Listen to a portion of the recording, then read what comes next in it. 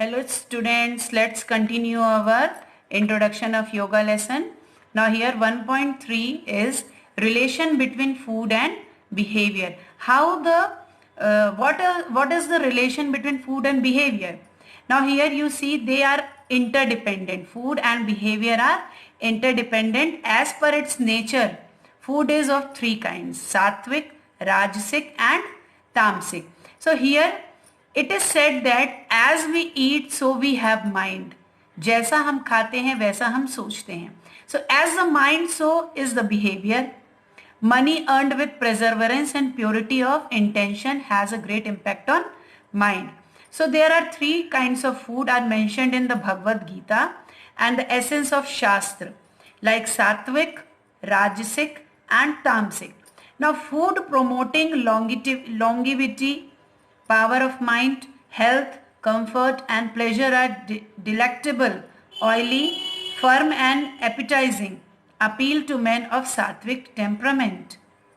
Food which please the rajasic temperaments are excessively bitter, sour, saltish, hot, pungent, harsh, burning. They cause pain, suffering and ill health.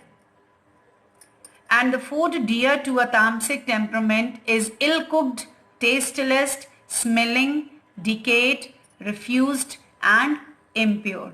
So this sattvic food is essential for sweet relationship and enhancing pleasure and happiness. It should also enhance strength, intellect and age. So students, you have to choose which type of temperament you want in your life. Now next is yoga and health.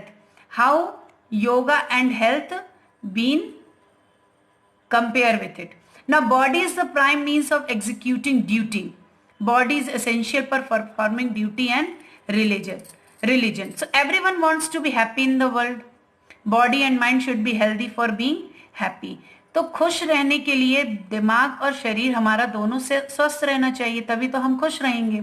So there are very few in the world whose mind and body both are fit. So we can accumulate as much material goods or food.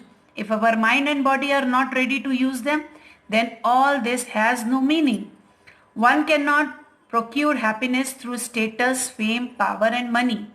There are many items of toilet to make the face beautiful, but it is only yoga which enhance internal beauty.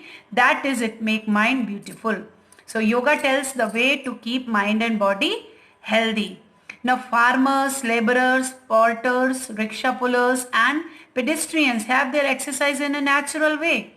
But teacher, student, writers, press reporters, advocates, leaders, workers, businessmen, being intellectual, do not have physical labor. So they do no more mental work. They do more mental work. How the food of such persons be digested? So when food is not properly digested, how blood will be formed?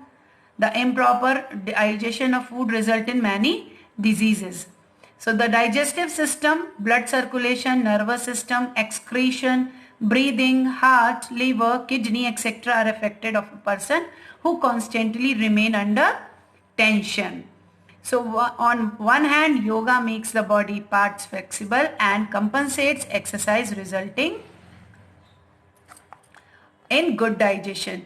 On the other hand, by practicing yam, niyam, one achieves self-control. And this control saves from indulge, and by practicing yoga, exercise, appetite improves. Hence, self-control and physical exercise both are essential for health. So here, it is in ancient sages, it said about yoga, na tasya rogo na jaram na vyadhi praptasya yoginam maya shariram. The meaning of that shloka is that diseases, ill health and old age do not have adverse effect on a man practicing yoga. कि बीमारियां, बुरा स्वास्थ्य या बुढ़ापा कोई भी गलत effect नहीं डाल सकता उस मनुष्य के ऊपर जो हमेशा योगा को प्रैक्टिस करता है, योगा करता है. So it is through yoga that the body and mind be healthy. तो वो योगा है जिससे हम हमारा शरीर और हमारा मन दोनों ही अच्छा रख सकते हैं, स्वस्थ रख सकते हैं.